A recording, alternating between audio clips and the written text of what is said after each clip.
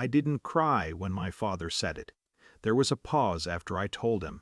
I remember the clock in the hospital corridor ticking, a nurse's shoes squeaking somewhere behind me, the smell of antiseptic clinging to my jacket. "They're gone," I said. "All three." Silence. Then a sigh, not heavy with grief, just inconvenience. "Today is your brother's birthday," he replied evenly. "We can't come." He didn't ask how it happened. He didn't ask if I was alone.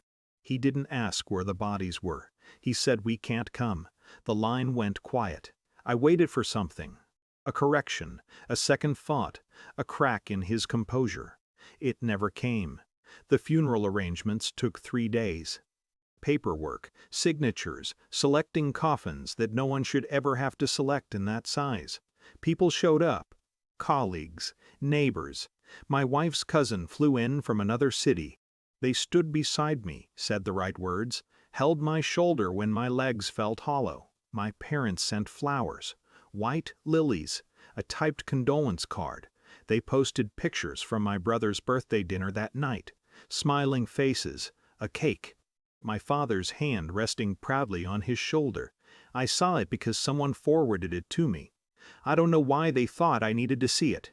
At the cemetery, while the soil fell in slow, final sounds against wood, I looked behind me once. I knew they wouldn't be there. But absence has a shape.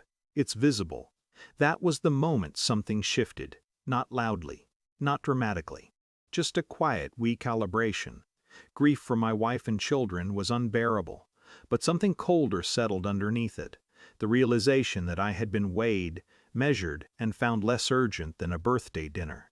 And once you understand your place in someone's hierarchy, you stop negotiating for it. In the weeks after, my mother sent messages. "We didn't know what to say. Your father thought it would be better not to ruin the day for your brother.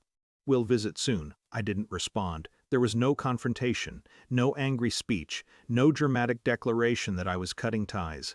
I just stopped initiating. Silence, I learned, is not passive.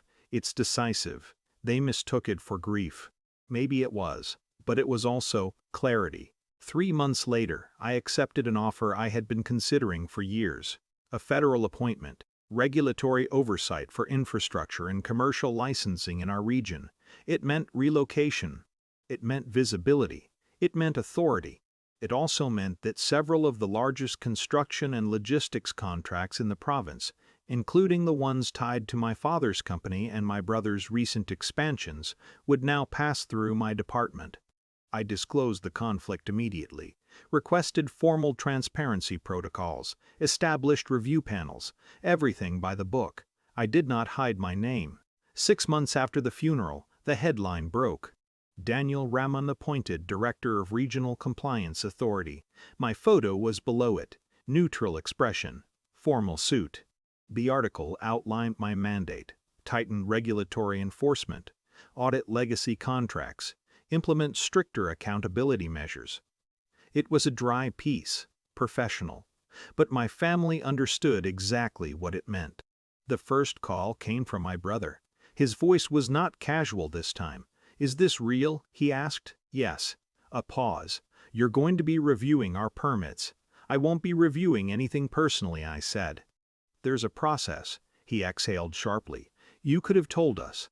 "I did tell you something 6 months ago." Silence. Then, softer. "That's not fair." I didn't argue. Fairness hadn't been a priority on my wife's funeral day. My father called that evening. His tone was different, careful, almost formal. "This position," he began, "it puts you in a complicated situation. Family and work shouldn't mix." "They don't," I replied. "You understand how this looks." "Yes." Another pause, longer this time. "You've been distant," he said finally. I didn't answer immediately. "I was at a cemetery," I said. "You were at a restaurant." He inhaled. For a second, I thought he might apologize. Instead, he said, "We didn't want to create a scene." I almost laughed. A scene. As if grief were an inconvenience to be scheduled around. "I'm not creating one now," I told him. "Everything will follow procedure. And if our contracts are flagged, then they'll be reviewed, like everyone else's." The calm in my voice unsettled him. I could hear it. He was used to negotiating emotion, not policy. Within weeks, formal notices went out across multiple companies, not just theirs, randomized compliance audits, documentation requests, updated safety certifications, nothing targeted, nothing personal. But for the first time in my life, my signature carried institutional weight. My family had always been the authority in every room. Business owners, donors, connected. Now, when my name appeared on official letters, it wasn't as a son. It was as a gatekeeper.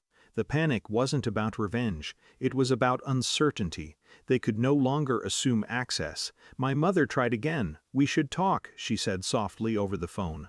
Face to face. About what? About everything. There was something fragile in her voice that hadn't been there before. I searched myself for anger. I expected to find it. Instead, I found distance. "I don't have anything to discuss," I said. "I'm working. You're still our son." I let that sit between us. "Yes," I said finally, "I am." But it felt like a technicality. I visit the cemetery alone every month. I bring fresh flowers. I sit on the bench and speak quietly, though there's no one to answer.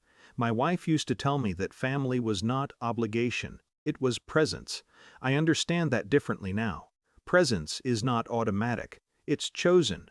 6 months ago, my parents made their choice. I made mine in silence. There was no revenge, no dramatic confrontation, no public humiliation, just a shift. Their calls are less frequent now, careful, measured. When official documents arrive at their office, they read them thoroughly. They comply, they submit, they wait. So do I. I don't celebrate this. There's no satisfaction in it. The grief remains heavy, unchanged. But something else is gone too, the instinct to seek them. And that absence feels permanent,